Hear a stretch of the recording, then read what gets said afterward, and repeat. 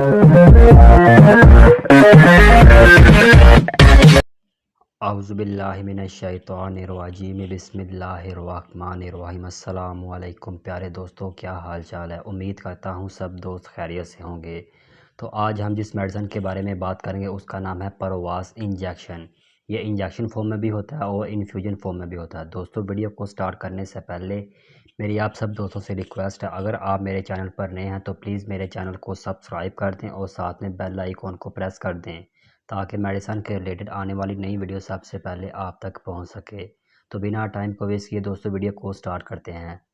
आपको मार्केट में यानी कि हॉस्पिटल्स में, क्लिनिक्स पे परवास नाम से इंजेक्शन मिलता होगा, जो कि एक बेहतरीन प्रोडक्ट है जिसे सामी कंपनी मैन्युफैक्चरिंग करती है। ये इंजेक्शन फॉर्म में भी होता है और इन्फ्यूजन फॉर्म में भी होता है। ये इंजेक्शन फॉर्म में 300 mg पर 2 ml में होता है और ये इन्फ्यूजन फॉर्म में 1 ग्राम 100 ml होता है। तो ये आपको के लिए ये इसका जो इस्तेमाल है इसका वो मैं आपको इस्तेमाल बताऊंगा ये किन किन मकसद के लिए इस्तेमाल किया जाए। For the treatment of pains and fever. अब हम इसके इंडिकेशन की बात करते हैं। Paracetamol is analgesic and antipyretic agent primarily indicated in condition.